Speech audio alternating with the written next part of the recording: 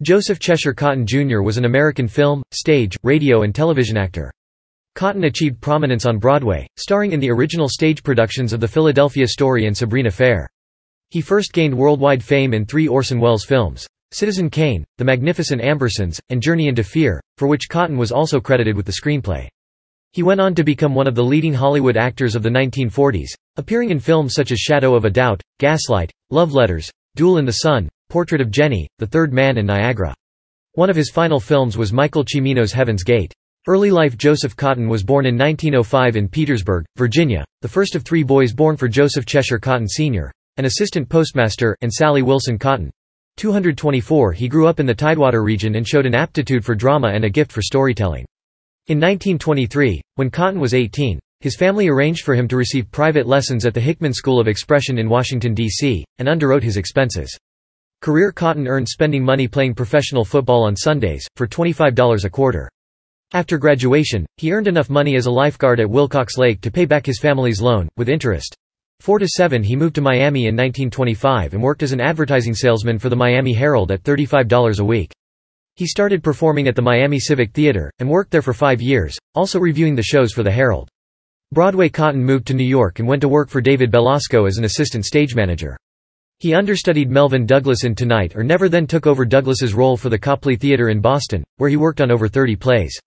Cotten struggled to find work in the Depression, so turned to modeling and acting in industrial films. He also performed on radio. Cotten made his Broadway debut in 1932 in Absent Friends, which ran for 88 performances. He followed it with Jezebel, staged by Katharine Cornell and Guthrie McClintock, which only had a short run. He was in Loose Moments, which ran for 8 performances.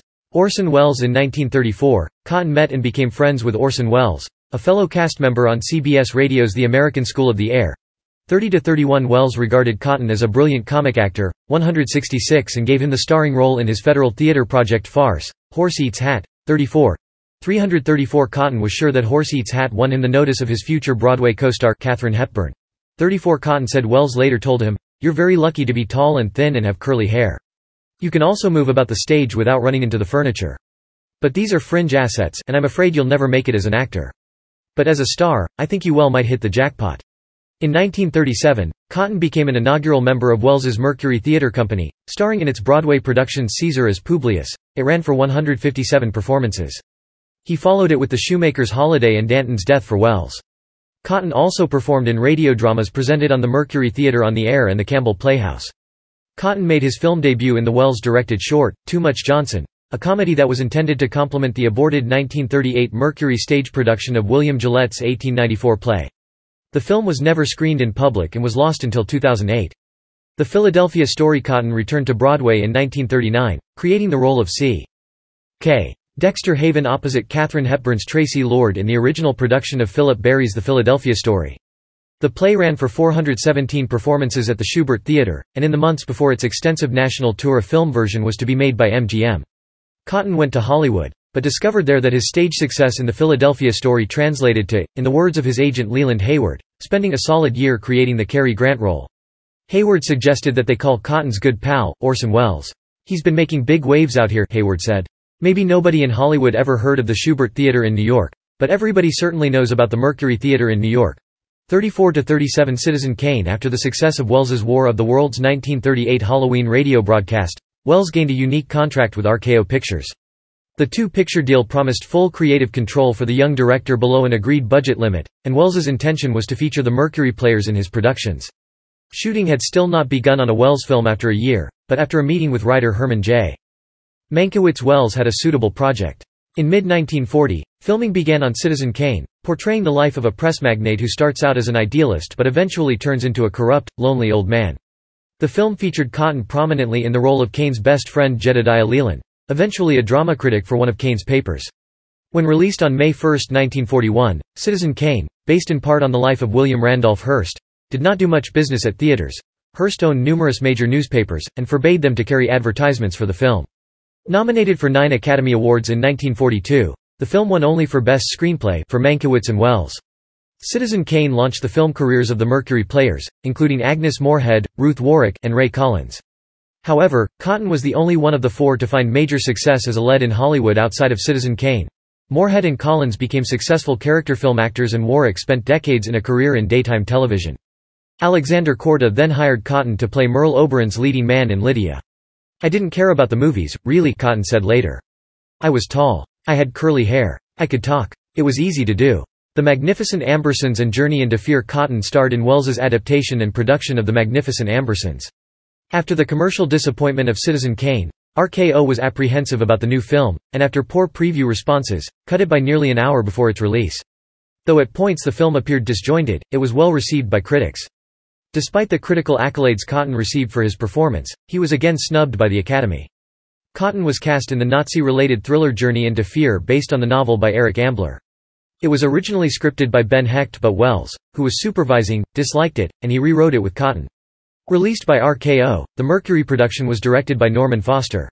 It was a collaborative effort due to the difficulties shooting the film and the pressures related to Welles's imminent departure to South America to begin work on It's All True. 377 Alfred Hitchcock hired Cotten to play a charming serial killer in Shadow of a Doubt. It was made for Universal Pictures, for whom Cotten then appeared in Hers to Hold, as Deanna Durbin's leading man. After Welles's return, he and Cotten co-produced the Mercury Wonder Show for members of the U.S. Armed Services. Opening August 3, 1943, the all-star magic and variety show was presented in a tent at 9000 Cahuenga Boulevard in Hollywood. Featured were Welles, Cotten, Rita Hayworth, Agnes Moorehead and others. Tickets were free to servicemen, and more than 48,000 of them had seen show by September 1943. 177, 377–378 David O.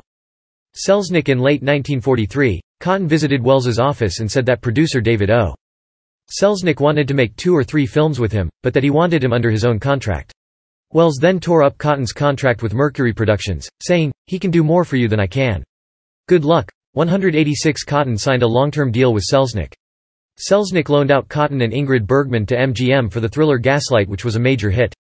Selznick then put Cotten in a wartime drama Since You Went Away alongside Claudette Colbert, Jennifer Jones and Shirley Temple. It was another major success. Selznick followed this up by teaming Cotten with Ginger Rogers and Temple in I'll Be Seeing You, another melodrama. Hal Wallace borrowed Cotten and Jones to make love letters. Exhibitors voted him the 17th most popular star in the United States in 1945. Selznick used Cotten, Jennifer Jones and Gregory Peck in Duel in the Sun, an epic western that was hugely popular at the box office. Dor Shari, who had worked for Selznick, went to run RKO and hired Cotten for The Farmer's Daughter, where he was Loretta Young's leading man. Cotten then made Portrait of Jennie for Selznick, co-starring with Jones. Cotten played a melancholy artist who becomes obsessed with a girl who might have died many years before.